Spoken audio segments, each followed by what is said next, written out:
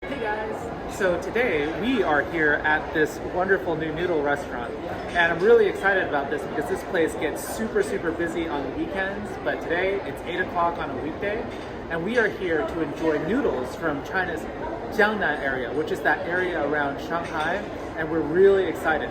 Let's go!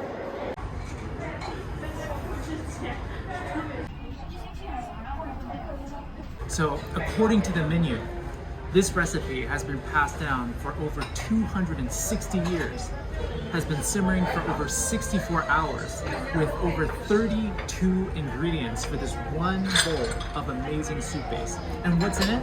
It's got a lot of chicken, chicken bones, it's got pork bone broth inside, it's even got the eel bones that they use. And it smells so good. This dish right here is a combination. What this dish is called is Songhelou Shanhu. So in English, what that means, it's like a sizzling eel. So the way that they make this is they stir fry the eel meat with ginger, garlic, and onions. And after they do a little bit of stir fry, they pour super hot oil on top of it. And you hear this like crackling, sizzling sound.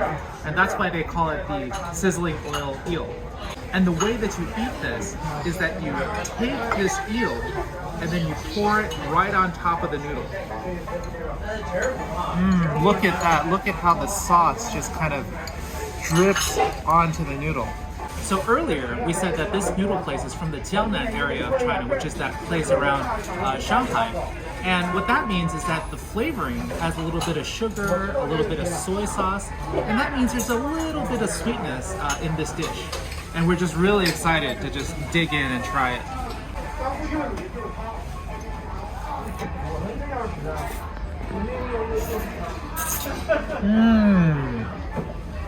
Oh, that just hits the spot. So delicious. The sweetness of the eel plus the saltiness of the soup base really combines to make this really savory flavor combination in your mouth. It's so delicious. So you see how the noodles just quickly disappeared? Now let's have a taste at what 32 ingredients taste like.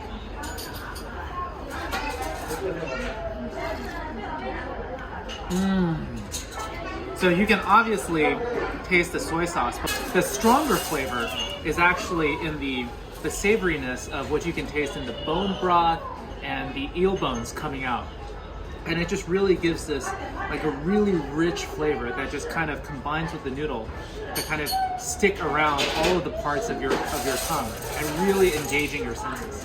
So for those of us who may not have grown up in China, eating eel in a noodle might seem very strange, but just think of it as a noodle form of your favorite unagi maki, you know, your favorite eel sushi. It's actually really flavorful, and the meat is like really soft, and it absorbs a lot of the sweet and savory sauce that they put on it, and it's so delicious. The second noodle dish is their signature pork noodle. So some of you guys might think that this might be very similar to Japanese ramen, which might be true. You just put this really thick slice of pork right on top, right? Or you can actually submerge it inside of the broth. Awesome. And after that, when it's ready, you just start to dig in.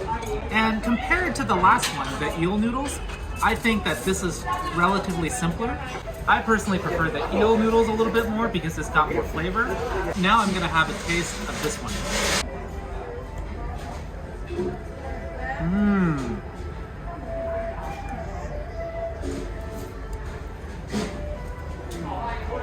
So this flavor is actually quite a bit lighter than the eel noodles.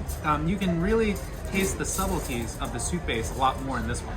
Okay, so what we have here is a wonderful little side dish that's made of bamboo shoots and little bits of pork. So compared to the noodle dishes, the flavor on these are a lot lighter, a lot subtler, and it really goes great in contrast to the full and rich flavors of the noodles. And typically in these noodle shops, you don't really have very large side dishes. You typically go with these really small ones, but you might have like a good variety of them. Really crunchy, crisp, and it's got that really subtle taste that really goes sort of very well with the very full flavor of the soup base. So what we have here are my all-time favorites, crab roe steamed dumplings. So a lot of people, when they look at this, they don't quite know how to eat it. And the right way to actually eat it, because what's inside is actually a lot of soup, is to take your chopstick and then basically just kind of grab onto this top little knot part. And then you just put this on a spoon and you bite a little opening at the bottom, and then you first kind of suck the soup out first. Okay, so once you've done that, you can just put it in your mouth and just have a great time. Oh, I'm sorry. That's just unbelievably good. Oh, whoops. I ate that thing so fast I didn't even dip it in vinegar. So usually you're supposed to dip it in vinegar and a little bit of ginger, which actually enhances a lot of the savoriness and the flavor. But you know what? Who cares? It's just so delicious by itself anyway. Oh, I almost forgot to say, for steamed dumplings or steamed buns like this, it's really, really important for you to eat it right when they bring it on, because if you wait too long, the skin will actually get kind of hard and chewy, and that's not what you want. And you gotta eat it while it's soft and steamy. That's why I didn't wait. They are all gone. Okay, so this is one of my favorite parts of the meal, the spring roll. And this is actually a shrimp spring roll. So I'm gonna take a bite and show you guys what's inside. So there's definitely some shrimp in there. And then there are some onions and leeks and eggs, and it's so delicious. They just blended together so well that the ingredients combine to create this very unique flavor that really wraps up and ties together the entire meal. Really good. All right, I just finished this really delicious meal that you guys saw me eat, but I feel like I'm missing something. I think it's dessert. I'm gonna go forage.